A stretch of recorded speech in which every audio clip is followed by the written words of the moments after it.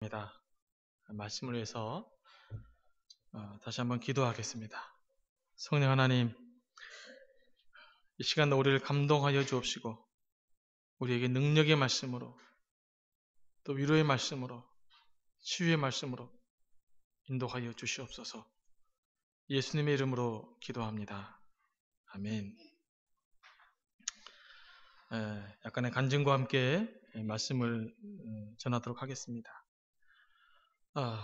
사실 오늘 말씀은 제가 지난주에 금식하기 전에 하나님께서 계속 저에게 주신 말씀이라고 할 수 있습니다. 계속해서 이 갈라디 2장 20절 말씀이 계속해서 떠올랐습니다. 그래서 이 말씀처럼 살아야 우리가 능력 있는 그리스도인의 삶을 살 수 있다라는 그런 확신들이 왔기 때문에 그렇습니다. 그래서 저는 한 주간 동안 이 말씀을 붙들고 씨름해야 했습니다. 무엇보다도 제 자신이 하나님 앞에 바로 살려면 제 자신이 죽어져야겠다는 생각이 들었기 때문입니다. 가만히 생각해 보니까 제가 겪고 있는 대부분의 문제들은 저의 육적인 자아가 살아있기 때문에 생겨난 문제였다라는 것을 알게 됐습니다. 사도 바울의 고백처럼 제가 그리스도와 함께 십자가에 죽었다고 하는 고백이 실제 일어났다면 우리가 받은 상처가 아무리 큰다고 한들 그 상처가 그리 문제가 되겠으며 우리가 받은 고난이 아무리 크다 한들 그게 뭐가 되겠으며 또 무엇을 이해 못하겠으며 누군들 용서하지 못하겠습니까? 아직 저 안에 있는 인간적인 육정이 살아있기 때문에 모든 것이 문제가 된다라는 생각이 제 마음속에 강하게 들었습니다. 그래서 이런 인간적인 마음을 다 내려놓기 위해서 이 말씀을 붙들고 기도했습니다. 진정한 영적인 삶은 바울이 이제 내가 사는 것은 내가 아니요 오직 내 안에 그리스도께서 사신 것이라고 고백했던 것처럼 내가 예수를 위해 살려고 애쓰는 것이 아니라 예수께서 나를 통해서 사시는 삶, 바로 그것이 진정한 영적인 삶이라는 것을 참으로 깊이 깨닫게 되어졌습니다.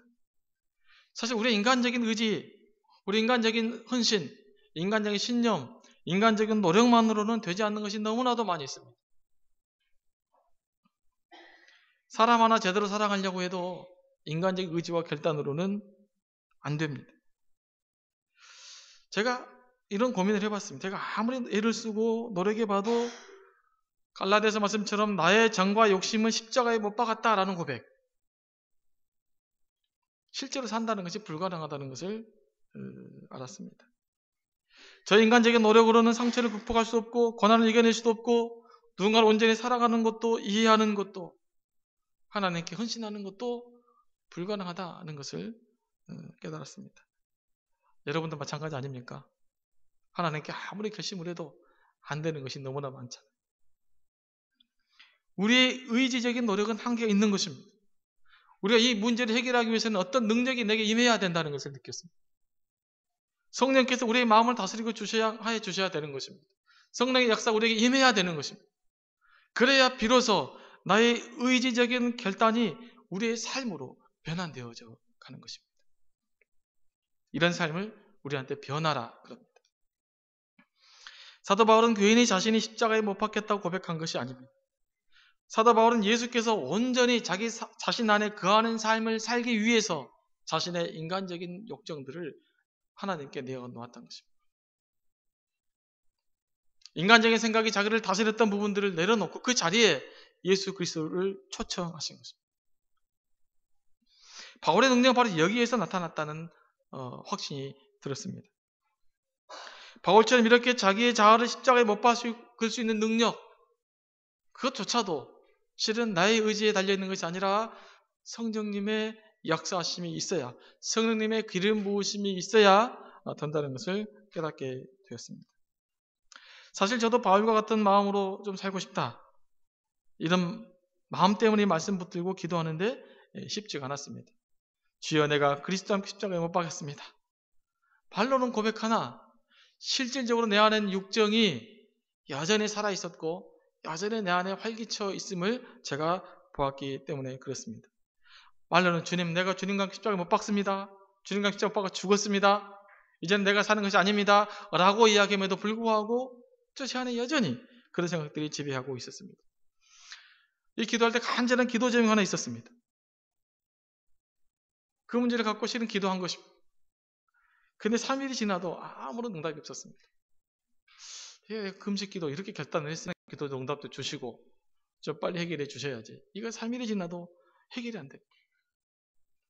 그런 한 가지 확신이 있었습니다. 하나님이 이 기간이 끝나기 전에는 응답을 주시겠지.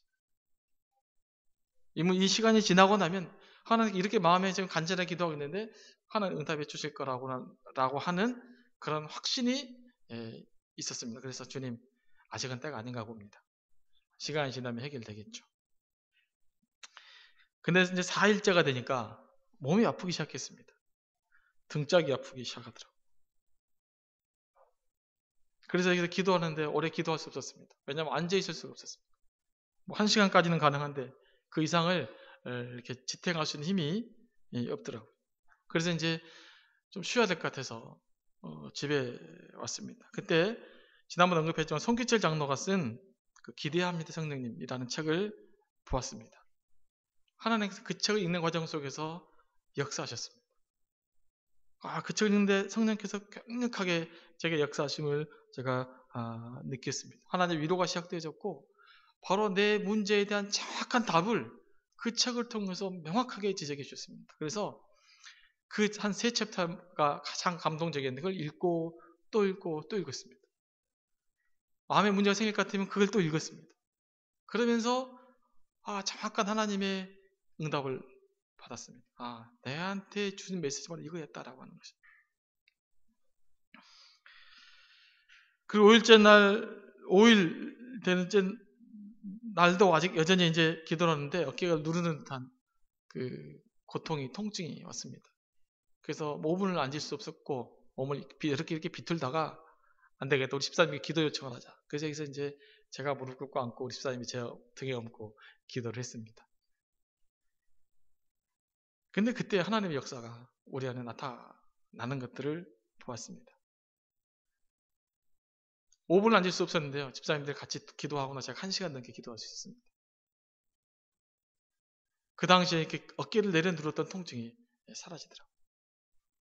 물론 다시 밖에 나갔더니 추위를 받았더니 다시 조금 통증이 왔지만 이전처럼 심하지는 않았습니다. 그리고 밖에 통증이 있더라도 집사님들 통성 기도할 때 제가 딱 앉아있으면 그 통증이 또 사라지더라고요.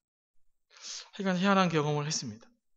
그런 경험 통해서 하나님의 살아계신 역사함을 느꼈고 우리 집사님들의 기도를 통해서 하나님의 어떤 역사하심이 이렇게 마음을 합심해서 기도하니까 나타난다고 하는 그런 확신들이 점점 들기 시작했고 우리 집사님들의 기도 가운데서도 치유의 능력이 있다라는 것들을 발견하게 됐습니다. 제가 기도하는 가운데 이런 느낌이요. 성령의 임재는 실제다라고 하는 강력한 확신이 왔습니다.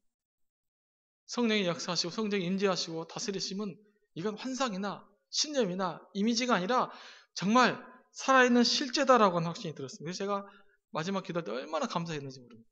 하나님, 성령의 역사는 실제합니다. 성령 실제로 역사하십니다. 그 사실을 깨닫는 것이 얼마나 큰 위로가 되어져 있고 얼마나 큰 감사가 되어졌는지 모릅니다. 그런 감사를 하고 나니까 제 마음속에는 모든 문제가 다 사라져버리더라고요.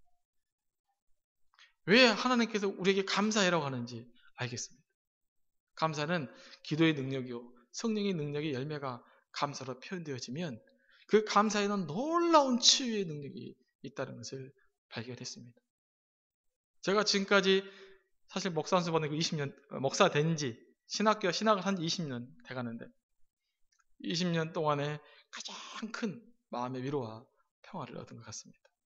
그래서 하나님께 그렇게 기도했어요. 하나님, 이 일을 위해서 하나님께 제게 금식하게 만든 것 같습니다. 그렇다고 제가 아직 바울과 같은 상태가 된 것은 아닙니다.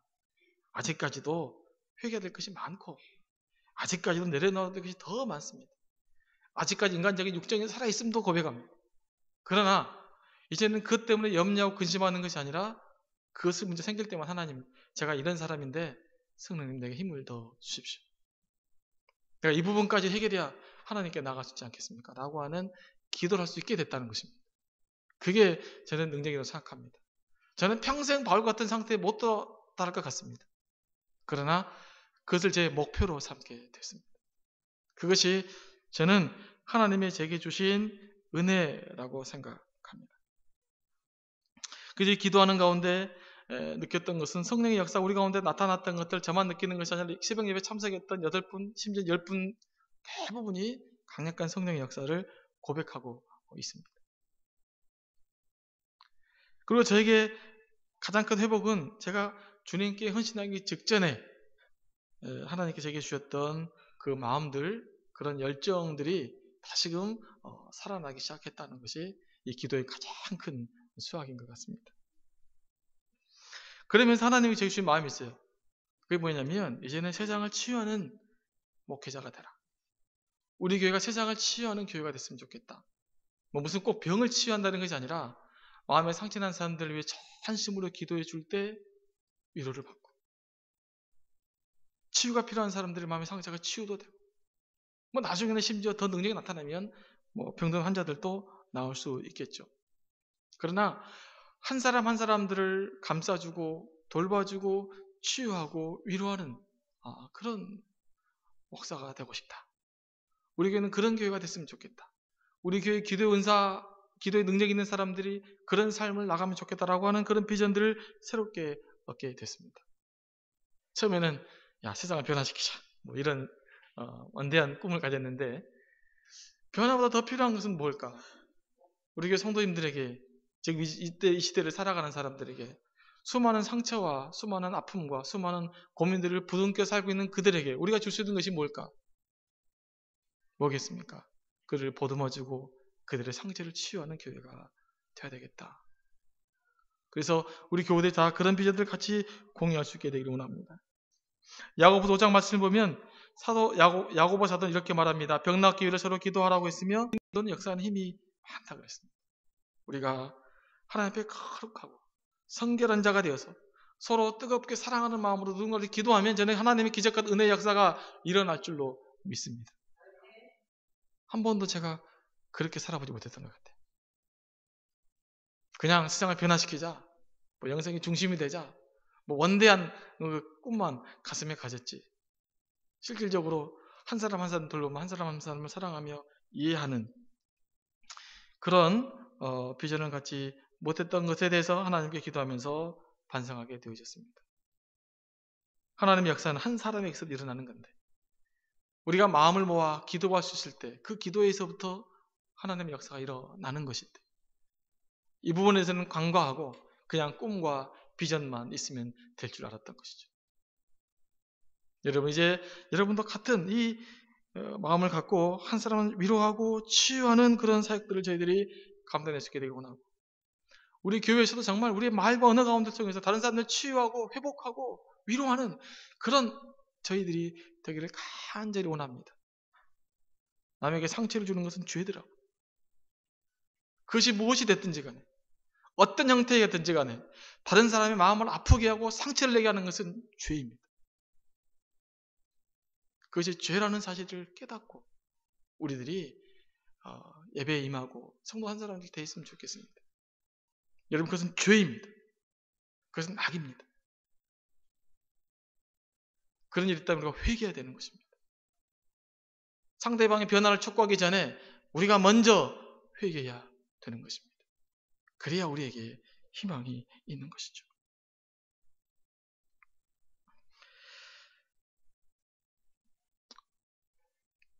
사실 오늘 말씀은 지난주에 이 말씀을 깊이 묵상하면서 예전에 발견하지 못했던 은혜를 실은 오늘 말씀을 통해서 발견했습니다.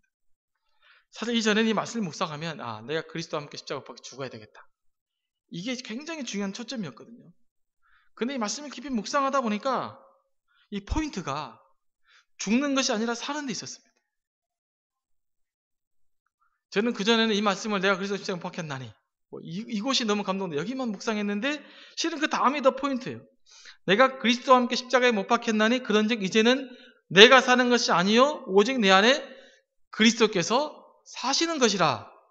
그러니까 사도 바울이 자기 자신이 육적인 정욕을 죽기를 원했던 것은 뭘 위한 것이죠? 자기 안에 예수 그리스도를 살게 함이었던 것이죠. 그러니까 예수와 더불어 살기 위해서 육정과 더불어 살았던 자기의 삶이 죽기를 원했던 것입니다. 이게 굉장한 은혜였어요. 우리가 예수 그리스도를 위해서 십자가에 못 박혀 죽는, 내 자아가 죽는 경험이 있어야 됩니다. 그러나 그것은 그 자체가 목표가 아니라 그것을 통해서 예수 그리스도가 우리 안에서 살게 하는 그 능력으로 바뀌어져야 되는 것입니다. 저는 참으로 깊이 느꼈습니다. 우리의 의지로는 안 된다는 거예요. 나의 결심으로는 안 된다는 것입니다. 난 아무것도 할 수 없는 것입니다. 그러나 내가 할 수 있습니다. 언제요? 예수 그리스도가 나를 통해서 사시면 할 수 있는 것입니다. 예수 그리스도가 나를 통해서 사랑하면 사랑할 수 있는 것입니다. 예수 그리스도가 나를 통해서 역사하시면 그 역사가 우리 가운데 나타나는 것입니다. 내가 하는 것이 아니라 예수 그리스도가 나를 통해서 하는 것입니다. 이것이 너무나도 중요한 원리입니다. 사도 바울은 예수 그리스도의 그 능력이 자신의 삶 가운데서 나타나게 하기 위해서 자신이 죽어지는 그런 경험을 했던 것입니다. 여러분, 목표는 뭡니까?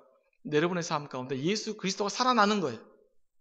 예수 그리스도가 여러분의 삶을 통해서 나타나는 것입니다. 그것을 위해서 우리가 하나님께 기도해야 될 것입니다. 주님이 나를 통해서 역사해 주시옵소서. 나는 할 수 없으나 주님이 나를 통해서 하나님의 일을 감당해 주시옵소서라고 하는 것이 진정한 영성이라는 것을 발견했습니다. 여러분, 우리 그리스도의 능력은 본시 나에게서 나온 것이 아니지 않습니까? 요한복음 15장 5절 말씀 보면 이렇게 기록하고 있습니다. 나는 포도나무요 너희는 가지니 그가 내 안에 내가 그 안에 거하면 사람이 열매를 많이 맺나니 나를 떠나서는 아무것도 할 수 없습니다. 무슨 말입니까? 예수 그리스도를 떠나서는 우리에게 어떤 능력도 나타나지 않는다는 것입니다.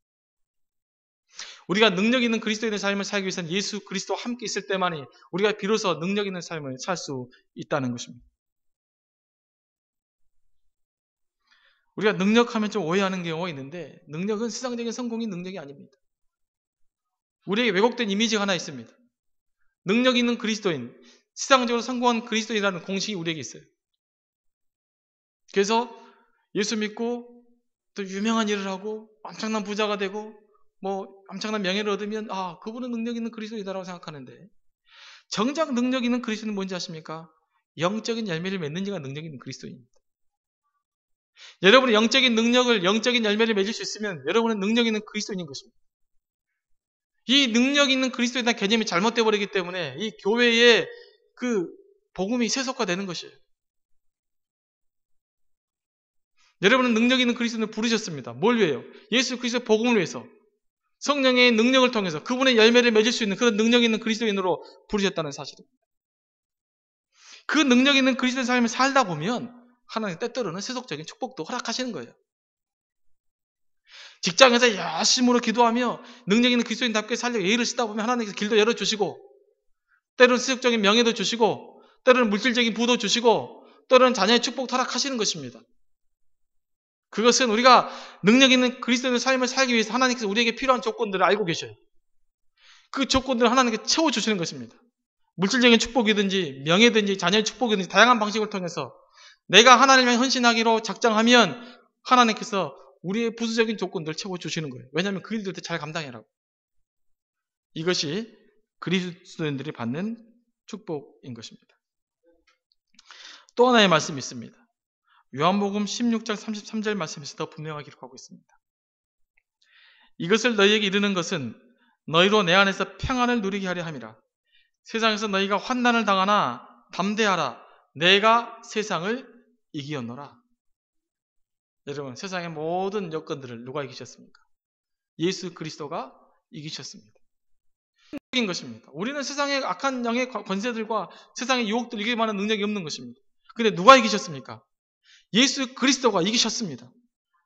그래서 예수 그리스도가 나를 통해 살아 역사하셔야 내가 세상에서 모든 대적과 싸워서 모든 환난과 싸워서 모든 고난과 싸워서 이겨낼 수 있는 것입니다.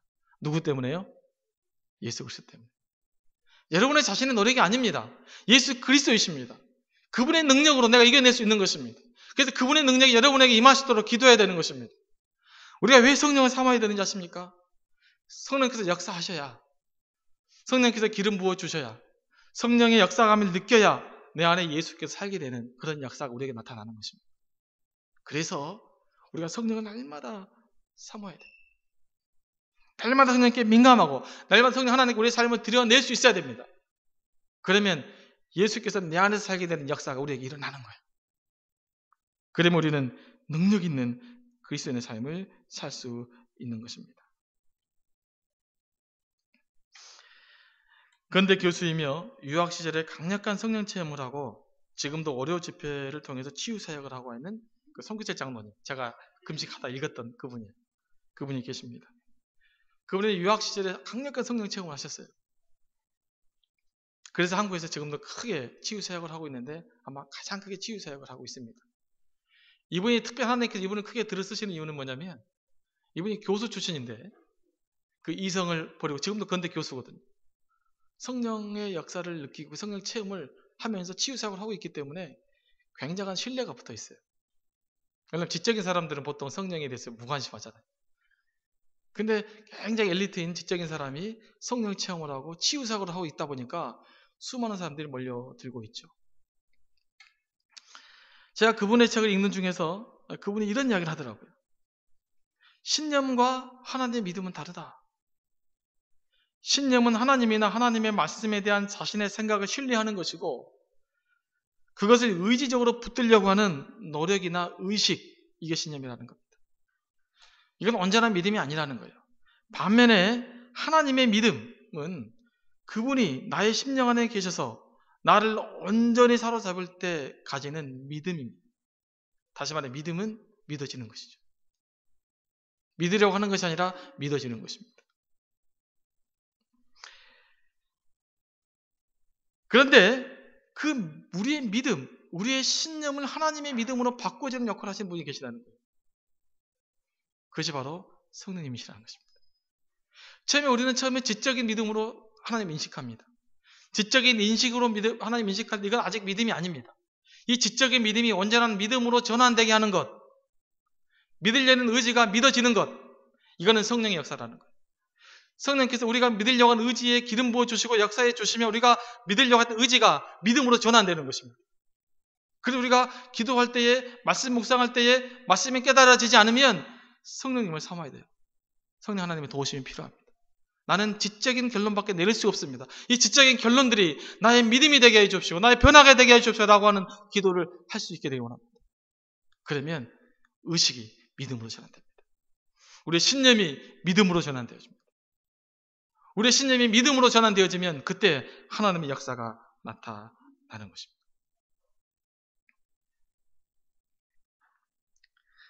그런데 이분이 이렇게 이야기해요. 다른 사람들이 이렇게 물어봤습니다. 그러면 어떻게 성령께서 역사하셨으면 할 수 있습니까?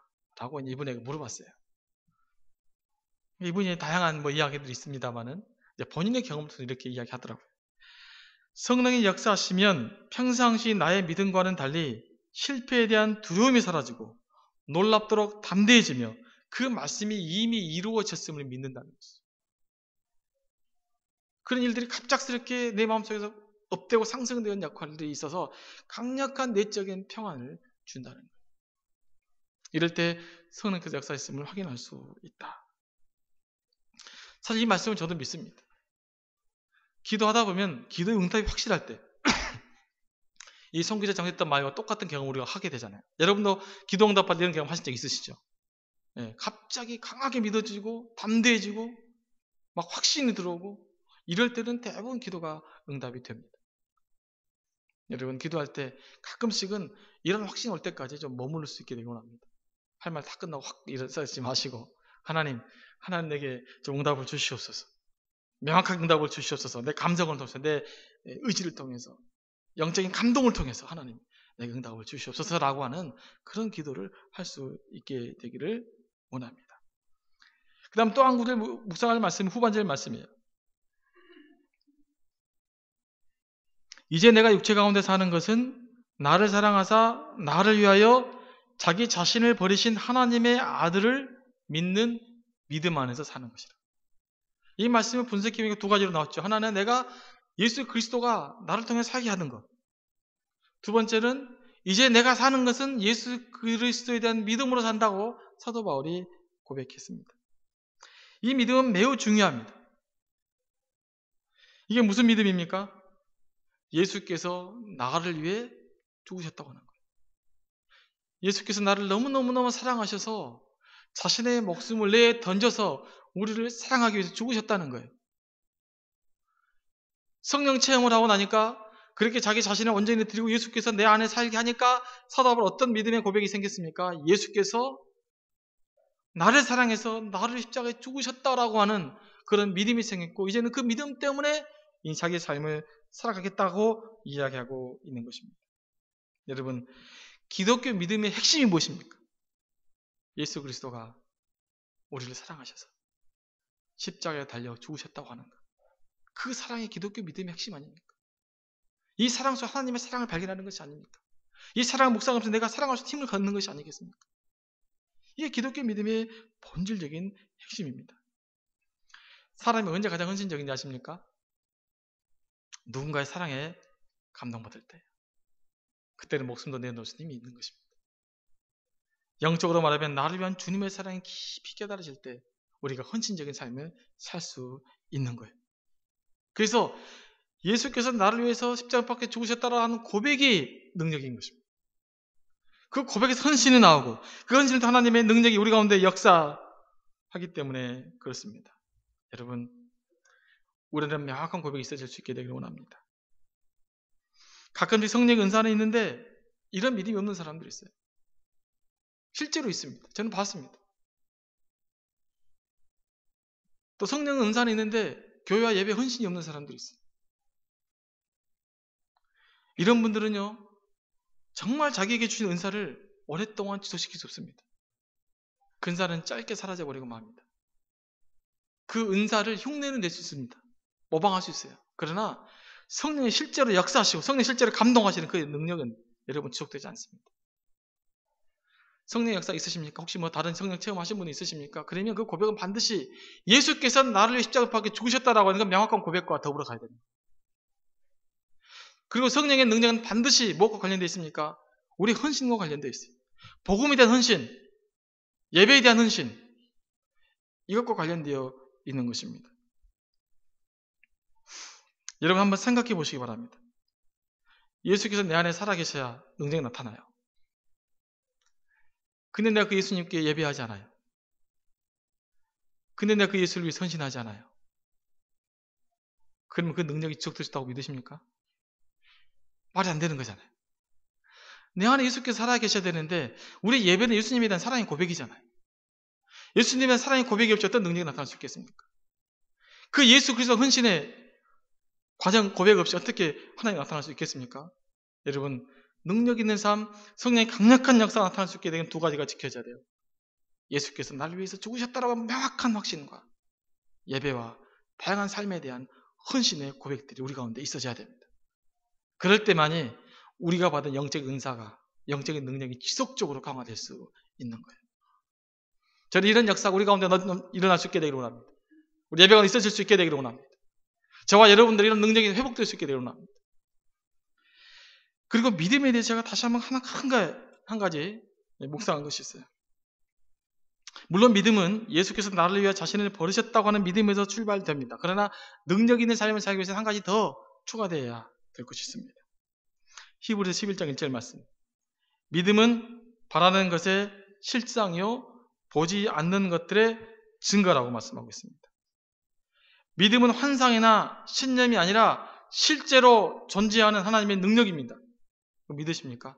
자, 기도 가운데 두 번째 기도 응답 가운데 하나님 주신 말씀이에요. 믿음은 실제하는 하나님의 능력이다. 믿음으로 바라보면 이루어진다는 거죠. 선진들은 이전에 많은 선배들이 그 믿음으로 하나님 나라와 약속의 땅을 바라봤고 그 믿음으로 바랐던 약속의 땅을 성취했다라고 하는 것이 히브리서 기자가 우리에게 말씀하고 있는 것입니다. 여러분, 믿음은 신념이 아닙니다. 믿음은 환상이 아닙니다. 믿음은 정말로 살아서 역사하신 하나님의 능력이십니다. 그 능력을 믿으십니까?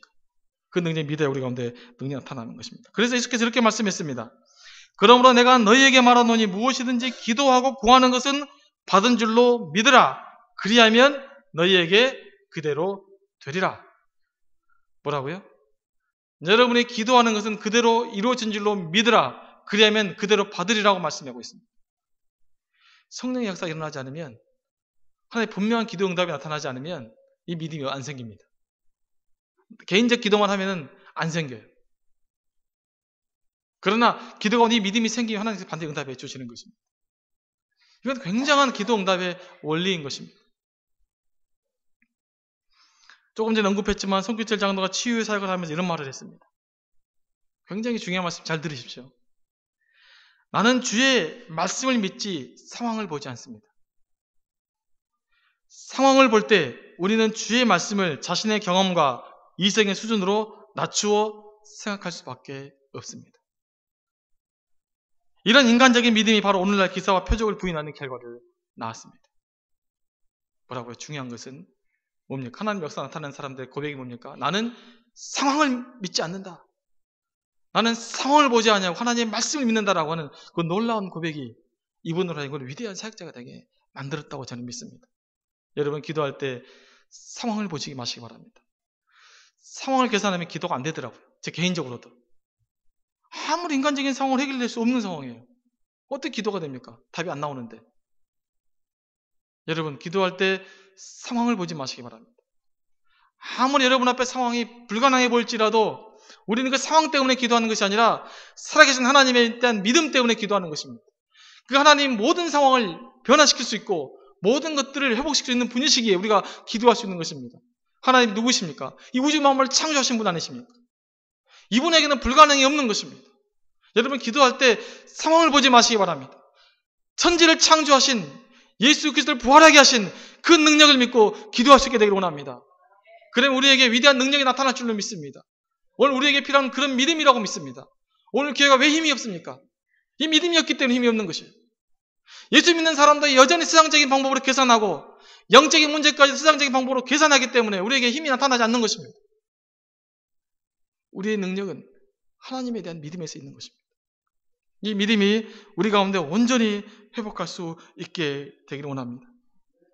하나님은 우리를 능력 있는 삶을 살도록 부르셨습니다. 오늘 말씀이 붙들고 여러분 능력 있는 그리스도인이 되어서 하나님의 영광을 한짝 세상 속에 드러내는 우리 교우들 되기를 간절히 원합니다. 기도하시겠습니다. 사랑의 하나님 아버지 감사합니다. 일주일 동안의 묵상 가운데 느꼈던 하나님의 말씀을 나눴습니다. 하나님 우리 가운데 꼭 필요한 말씀만 나눠지게 하여 주옵시고 우리에게 피가 되고 살이 되어서 정말 하나님의 영광을 위해서 능력 있는 그리스도인 삶을 살 수 있도록 역사하여 주시옵소서. 예수님의 이름으로 기도합니다.